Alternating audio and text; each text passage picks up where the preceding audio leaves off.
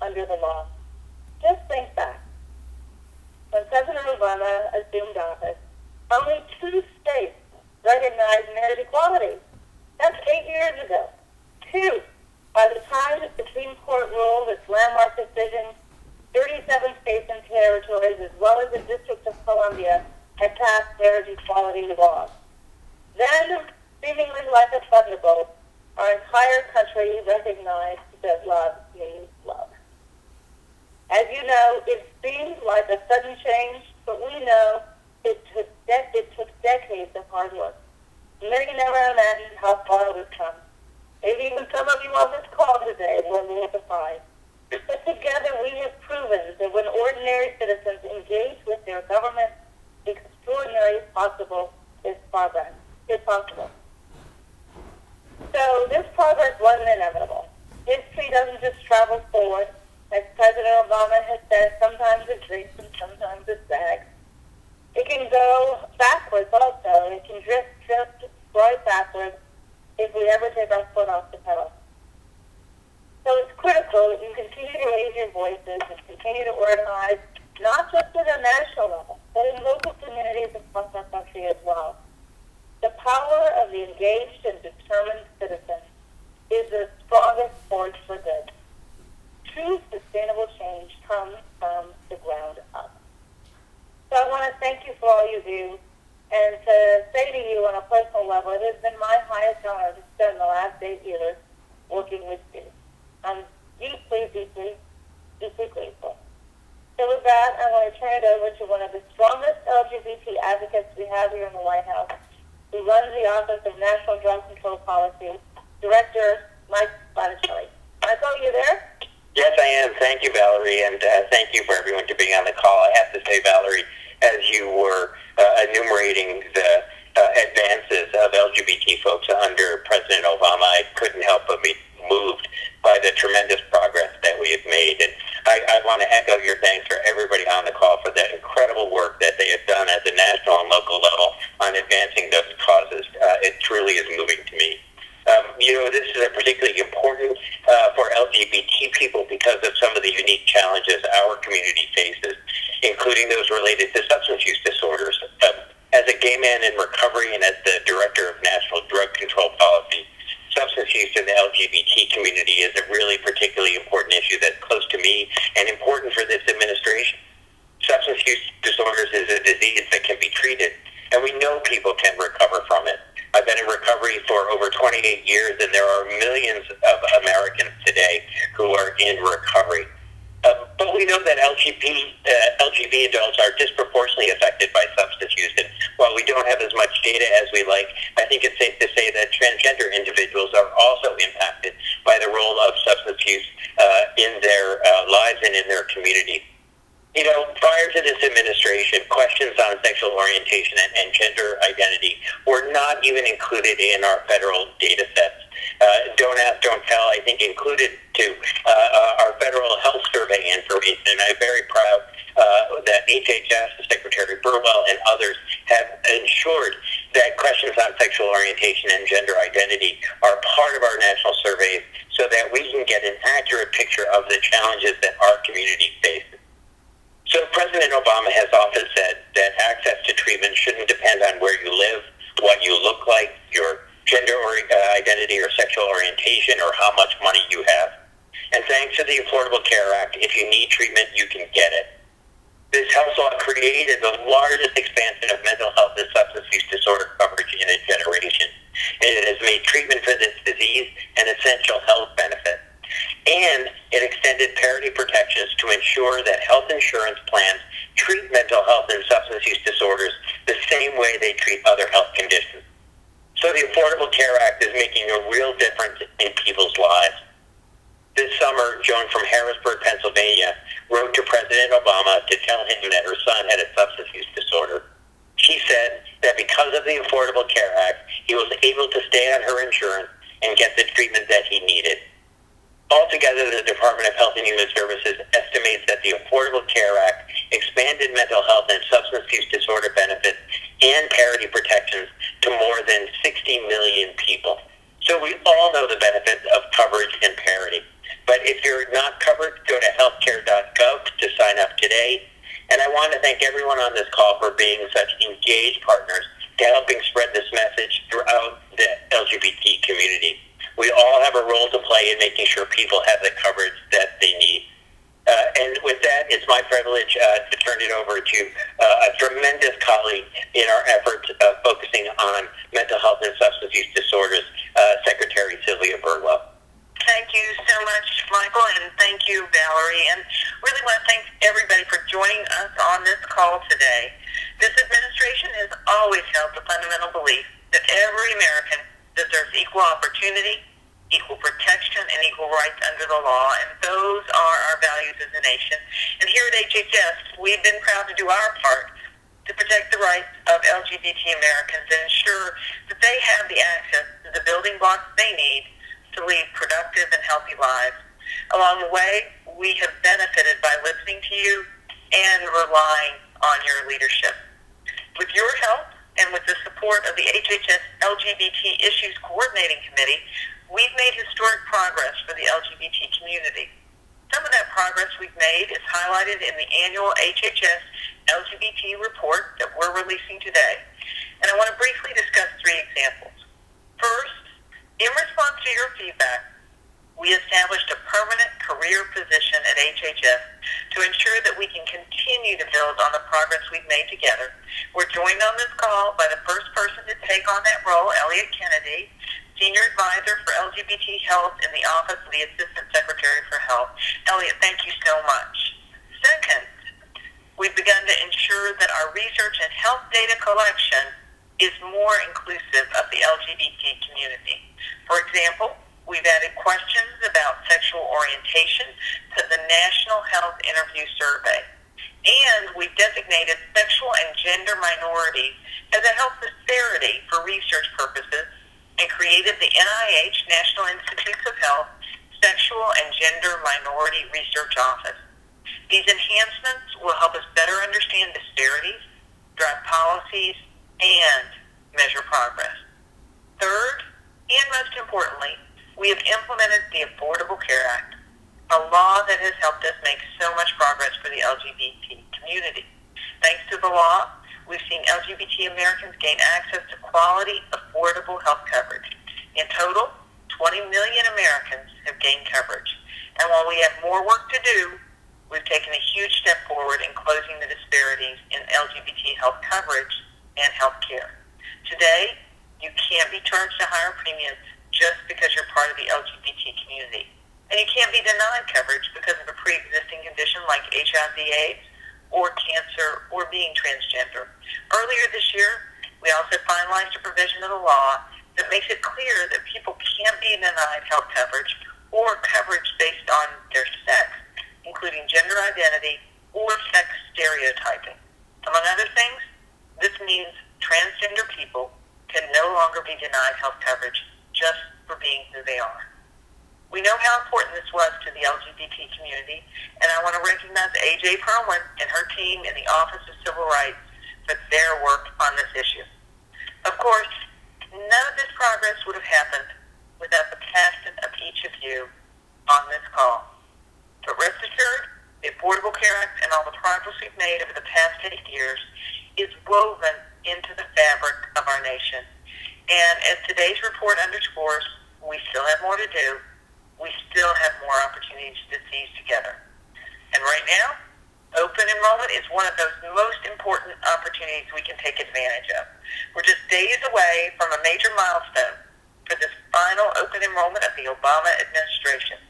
Open enrollment runs through January 31st, 2017, but if people want their coverage to start on January 1st, they need to enroll by December 15th. At HHS, we will do everything we can to get people covered by this deadline. We're also counting on you all to help us finish strong. With your help, we can connect many more people to the coverage they need. Here are 3 top messages. First, we want to make sure everyone knows that financial help is available to make coverage more affordable. In fact, most people shopping for coverage on the marketplace will be able to find a plan for $75 or less a month in premiums after tax credits. And nearly 85% of them are eligible for financial assistance. Second, we we've made it easier to sign up in a number of ways. People can search for plans based on whether they cover a particular doctor or prescription. It's easier than ever to shop on mobile devices, and after they apply on healthcare.gov, consumers will immediately see the type of coverage they qualify for and how much financial help they can get. Third, there are people available to help in person through localhealth.healthcare.gov or over the phone at 1-800-318-2596. We want to make it as easy as possible for people to find the right plan at the right place, and we're counting on all of you all to get this information to people who need it most and get them signed up for coverage. So we have a few specific requests. One, send a dedicated email to your members or networks and include links to healthcare.gov and details about the deadline. Go on local TV or radio to drive enrollment in your community. Use social media to let people know that coverage is affordable and help them learn where and how they can enroll. And finally, let people know why coverage is so important. A few weeks ago, we launched a new effort to lift up the voices of Americans who have benefited from the Affordable Care Act. So go on Facebook, Twitter, or Instagram and share a story about why health coverage is important to you or your loved one using the hashtag #CoverageMatters, and encourage your networks to do the same. Harvey Milk once said, "Rights are worn only by those who make their voices heard." You've made your voices heard before. You've helped us move closer to a day when LGBT Americans have the same opportunity to reach for the American dream as everyone else. And we need your voices again. We're counting on you all to help us keep pushing forward. We're counting on your voices to help more Americans get covered. With that, thank you so much, and I'm going to turn it back over to Nick. Thank you, Secretary Birla, and thank you for your leadership here at HHS. Hi, everyone. My name is Nick Martin, Associate Director for Intergovernmental and External Affairs here at the department. I am joined right now by Dr. Karen DeSalvo, the Acting Assistant Secretary for Health, AJ Perlman, the Chief of Staff of the Office for Civil Rights, both co-chairs of our LGBT Issues Coordinating Committee, and Elliot Kennedy, the Senior Advisor for LGBT Health at the department, along with other members from the LGBT Committee. With that, Diane, I think we will open the floor for questions. Thank you. We will now begin the question and answer session. If you'd like to ask a question, please press *1. You'll be prompted to record your name. To withdraw your request, please press *2. One moment, please, while I wait for the first question.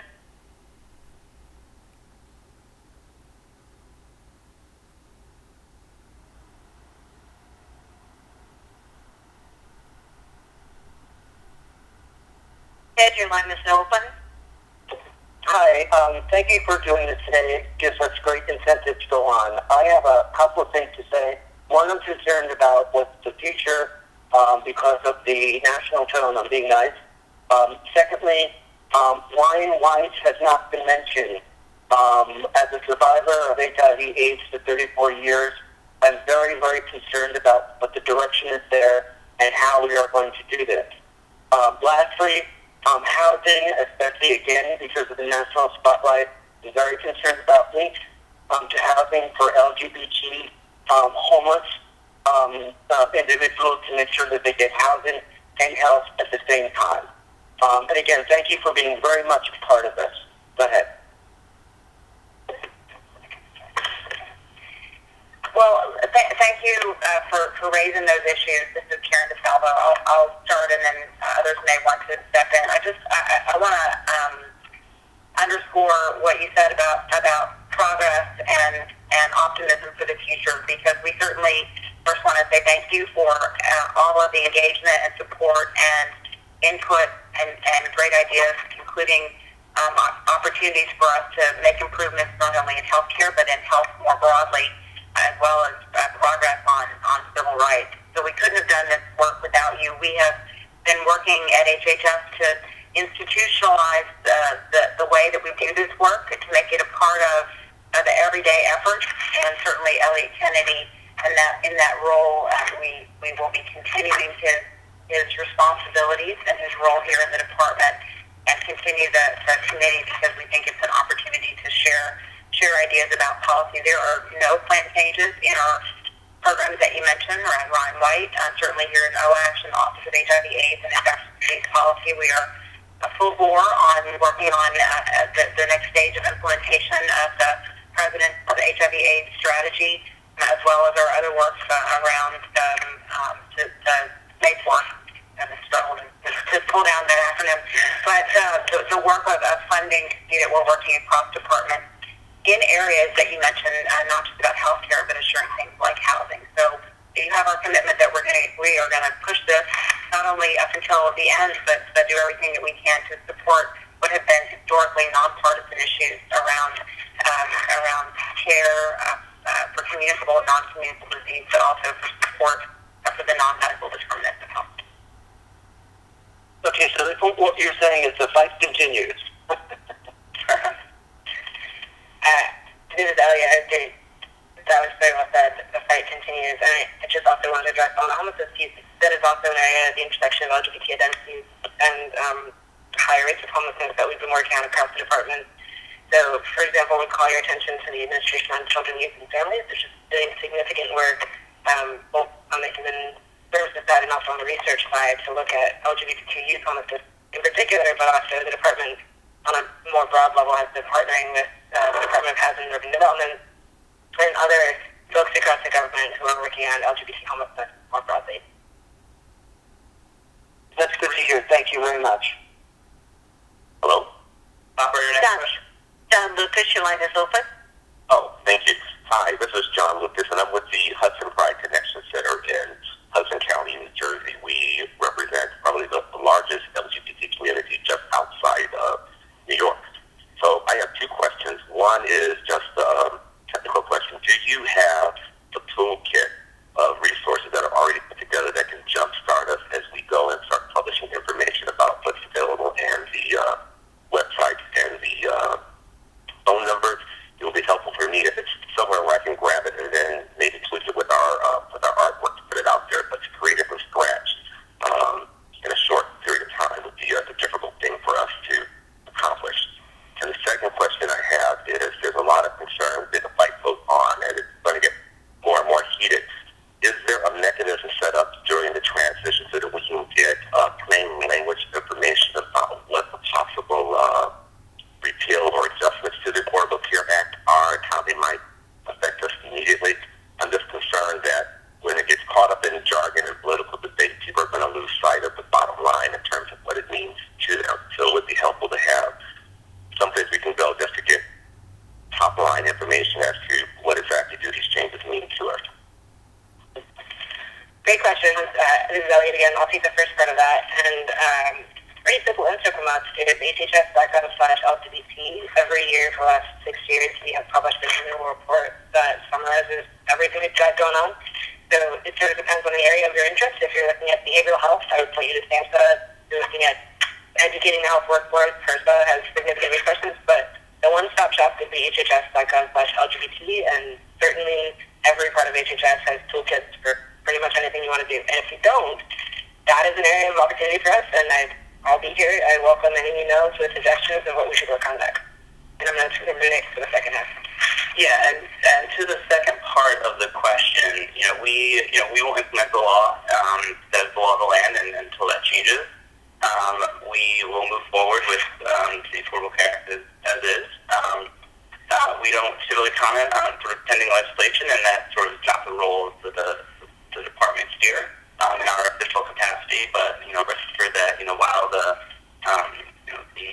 political folks here, myself, AJ, and Karen will lead. Elliot will be here and be a resource to the community, across the department, and he's a great advocate. And we're comfortable leaving this place with them. Next question. Our next question comes from Stacy Long-Simmons. Your line is open. Yes, thank you so much. On behalf of the National LGBTQ Task Force, I would just like to extend our heartfelt appreciation for all of the hard work and commitment that has come out of the White House and this administration and the many staffers at HHS. We are extremely pleased with the extension of protections to vulnerable populations and the increased access, and I very much appreciated the messaging points so that we can disseminate those and share those widely. We, of course, also will be utilizing our upcoming conference in Philadelphia, the Creating Change Conference, to continue to provide a platform for folks to get information about open enrollment and about access to health care in general. But, of course, I am troubled by the direction that things seem to be headed in, and I'm just wondering whether or not there are any conversations happening about how to troubleshoot or address difficulties that people may encounter in the short run, something that would be kind of a companion to any of the complaints that AJ would be receiving in her shop. Just wondering if there's been any consideration of perhaps having either an ombudsman or someone else serve in that role. Thank you. Hi, Stacey. This is AJ. Thanks for your question. I would just say, OCR is here. 1557 is the law of the land. We are continuing, as we have been, to do our both policy and enforcement work, and we will continue to do so. So all of our OCR staff will be here into the future, and we'll continue to work on 1557 and the complaints moving forward. Great, thank you. Great, wonderful. Operator, next question, please. Mark Sigel, your line is open. Hey, good morning, everybody. Today, I wear numerous hats, but today I'm representing John C. Anderson Affordable Senior Apartment Building here in Philadelphia. And I think it's important to note that we thank the administration for doing something that's never been done and probably one of the most vulnerable parts of our community, which is LGBT seniors, who literally today are the first out generation and whom the CARE Act means so much for. At our building, we have people who marched in the 1960s marches here in Philadelphia in Pence Hall. We also have Susan Silverman, one of the people from Stonewall and Gay Liberation Front in 1969 in New York. And my biggest concern at the moment is that the HUD will take away the designation LGBT friendly, which will hold some of the buildings that are being built around the country to house LGBT seniors. Again, the first out generation of our community. That scares me tremendously. And so I'd like to thank the administration again for being the first administration in this country to take on this issue, which was so important. And my other hat is a journalist, so, and going back to the other question that was asked, it would be appreciated that after this call, if someone would send out a bullet point list of the points you want to get out publicly. I think many of us can do that. And for someone as old as me, I can tell you that after 8 years, I have never seen so much work done for our community. And I am extremely saddened at the thought of your departure. Ms. Jarrett, secretaries, assistant secretaries, and all of you who work in the White House, from the bottom of my heart, thank you. Our next question comes from Robin Maynard. Your line is now open. Can we actually go back to... We wanted to jump in really quickly to make sure that folks on we wanted to jump in to make sure that folks on the call know that we will be sending out a link to the LGBT report that we're putting out, so that we'll have some of the information that the last questioner Mark was asking about. And we also do want to remind folks that this is a week of enrollment, and so we can share some additional information about the resources for healthcare.gov and the phone number where people can go to sign up. That's as important of a message right now, because we want to make sure we don't lose ground on coverage. And our Public Affairs Office, in addition to what we'll include, has established a sort of living, updated social media package that gets updated every week as we sort of go through these weeks of action. So in addition to our sort of top messages about enrollment and financial assistance being available and help being available, there was LGBT-specific messages and stuff for this week. And then finally, just on the point about the intersection of LGBT and aging. It's very much a community of concern for us at HHS. Our administration on community living has focused significantly on both listening to the concerns of LGBT adults and also sort of doing their best to meet their needs. So moving forward, please feel free to reach out as things progress.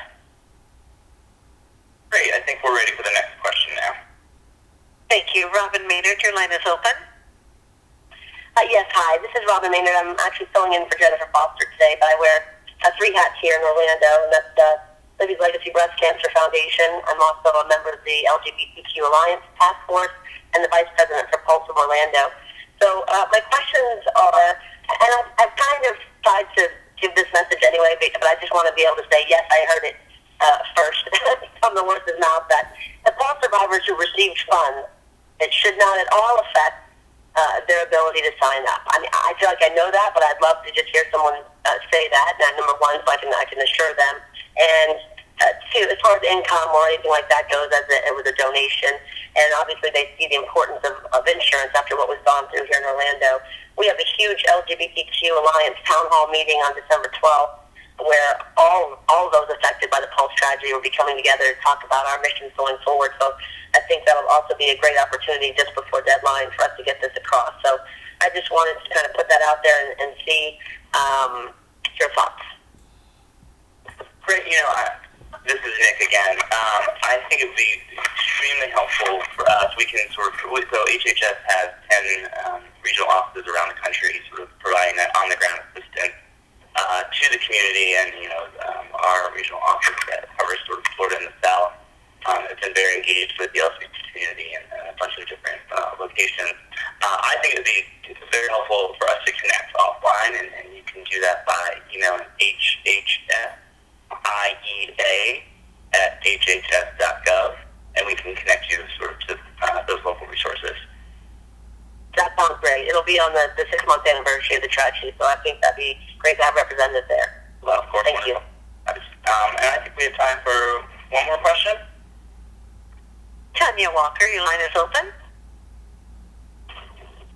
Yes, I'm working currently with cases in medical and domestic claims, and I'm working with also with SAGE here in New York City, and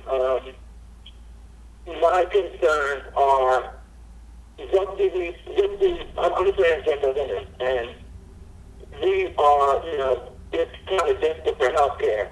So I was wondering, under the new administration, what are we going to lose or as a result of this new administration, and how much time do we have to get our documents in order and our passports and name changes in order, because the new administration takes over?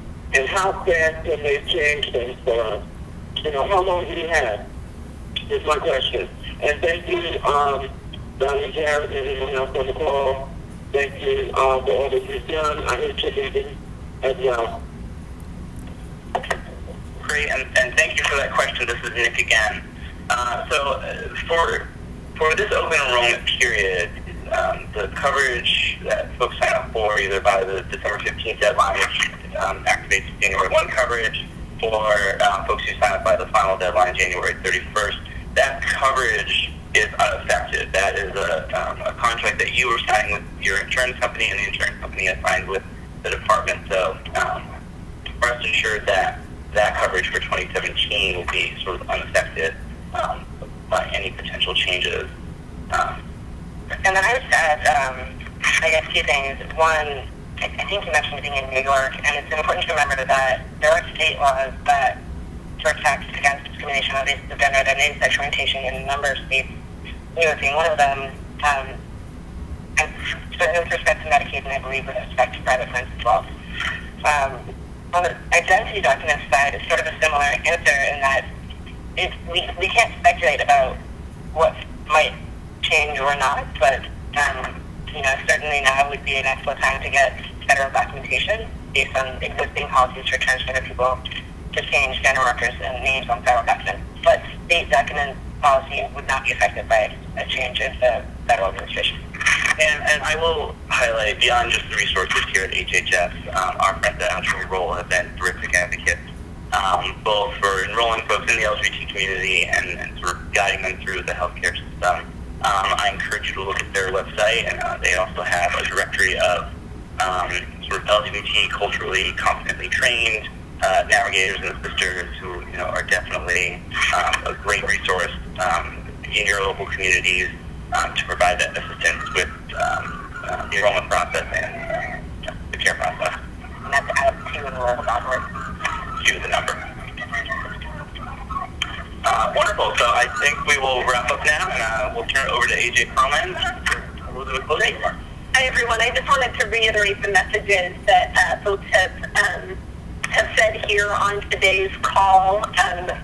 Encourage folks in your networks and communities to enroll in health coverage if they need it. Healthcare.gov is the place to go. Also, we talked about the HHS LGBT resources that we have at www.hhs.gov/LGBT, and then finally out to enroll the number 2.org. And with that, just wanted to say thank you so much to all of you for your efforts across and working with us here in the administration over the past several years. You have done incredible work. We've really enjoyed working with you and look forward to working with you moving forward. So Elliot will be here and can serve as a resource to all of you in the coming months. And just thank you for all the work that you do, and we'll be in touch. Wonderful. Thank you. This concludes today's conference call. Thank you for participating. You may disconnect at this time.